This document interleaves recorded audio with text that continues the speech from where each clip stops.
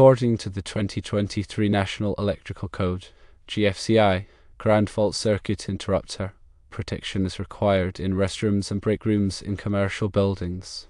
Section 210.8 A3 states receptacles installed in the following location shall have ground fault circuit interrupter protection for personnel. 1. Bathrooms, including bathrooms in dwelling units and areas within 6 feet of the outside edge of bathtubs or showers. Nevada adopts the National Electrical Code as its state electrical code with some local amendments.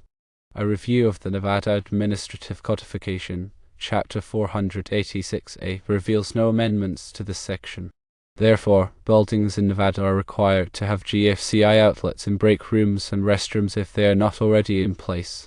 OSHA has not specifically addressed this issue, but it generally defers to the National Electrical Code for safety standards.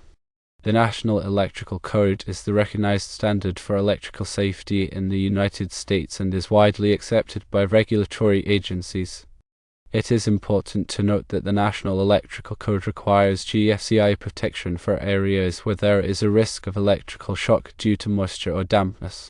This includes areas with sinks, showers, bathtubs, and other water sources.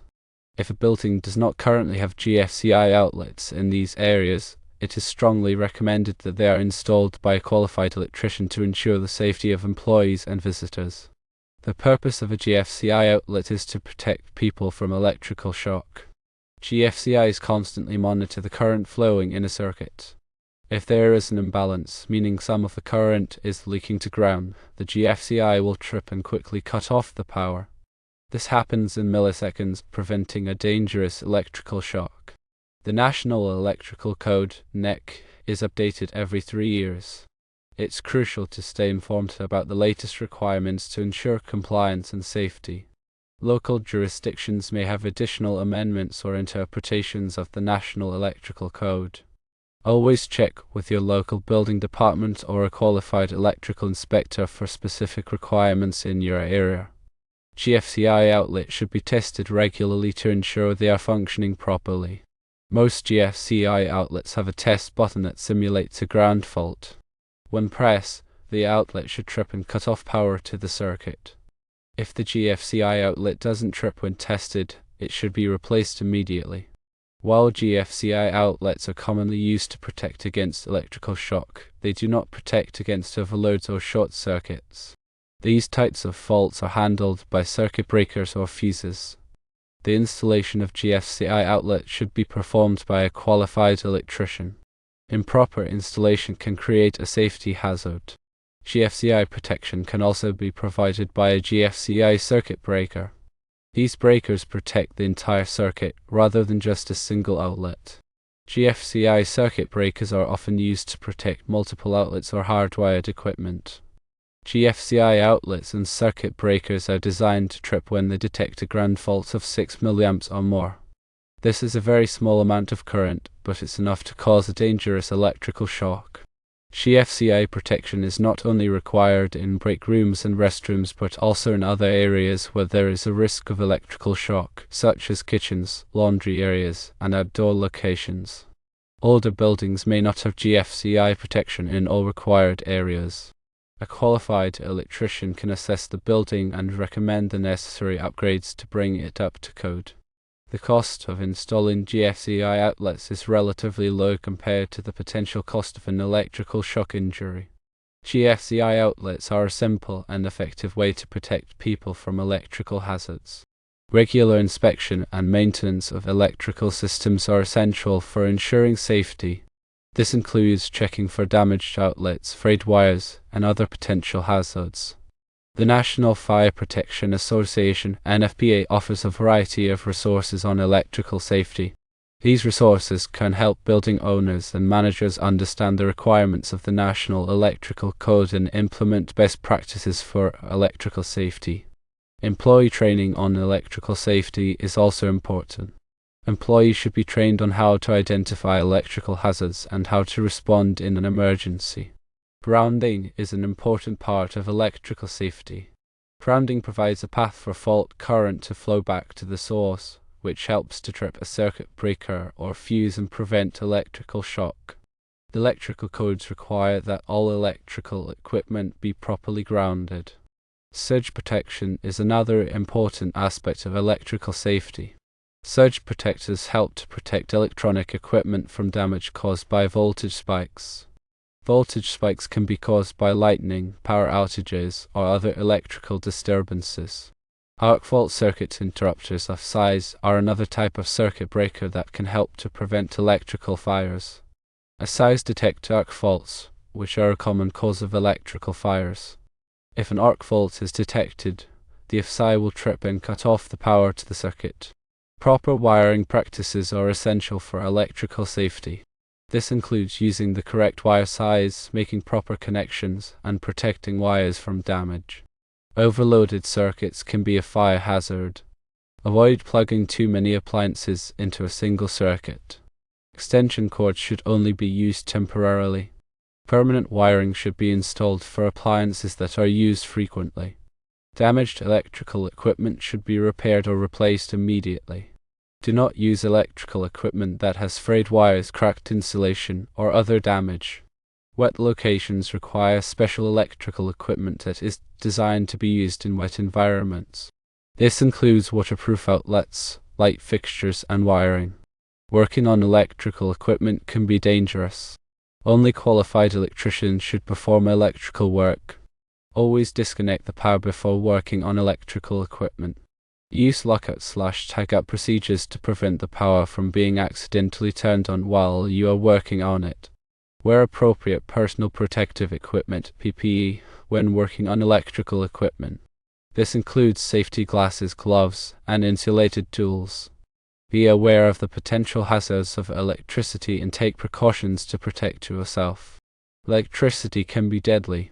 By following safe electrical practices, you can help to prevent electrical accidents. Always consult with a qualified electrician for any electrical work or questions. They can help you to ensure that your electrical system is safe and up to code. Regular electrical inspections can help to identify potential hazards before they cause an accident. Schedule regular electrical inspections with a qualified electrician. Keep electrical panels and equipment clear of obstructions. This will allow for easy access in case of an emergency. Label all electrical panels and circuits clearly. This will help you to quickly identify the correct circuit in case of a problem. Keep a record of all electrical work that has been performed on the building. This will help you to track maintenance and identify potential problems. Stay informed about the latest electrical codes and safety standards. This will help you to ensure that your electrical system is up to date and safe. Electrical safety is everyone's responsibility.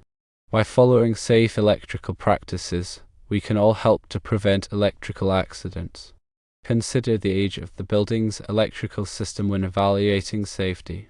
Older systems may not meet current safety standards. Check the condition of the wiring and insulation. Older wiring can become brittle and cracked, which can create a fire hazard. Look for signs of water damage near electrical equipment. Water damage can create a shock hazard. Be aware of the location of underground utilities before digging. Contact the local utility company to locate underground utilities before digging. Use ground fault circuit interrupters (GFCIs) when working outdoors. GFCIs can help to protect you from electrical shock. Avoid using electrical equipment near water. Water is a good conductor of electricity. Be careful when using ladders near electrical wires. Ladders can conduct electricity. Keep trees and shrubs trimmed away from electrical wires. Trees and shrubs can interfere with electrical wires and create a hazard. Report any downed power lines to the utility company immediately.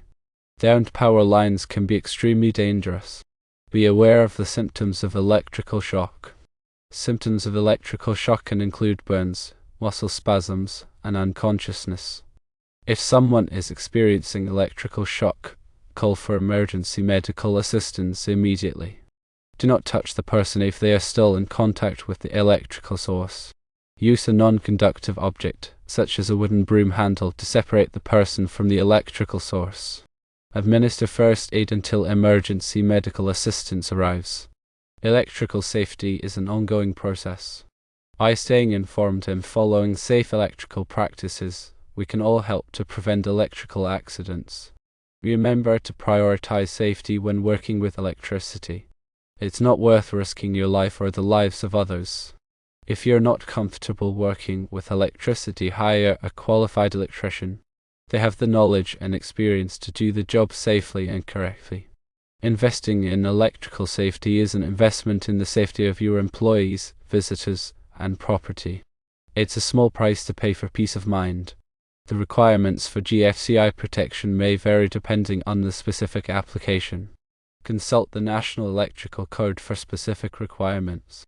The National Electrical Code provides detailed information on electrical safety requirements.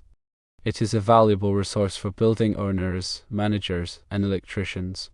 There are many resources available to help you learn more about electrical safety. Take advantage of these resources to improve your knowledge and skills. Electrical safety is a critical aspect of workplace safety. Make sure that your workplace is safe for your employees and visitors. By taking the necessary precautions, you can help to prevent electrical accidents and injuries. Don't take chances with electricity. Always err on the side of safety. Electrical safety is a responsibility that we all share. Let's work together to create a safer environment for everyone.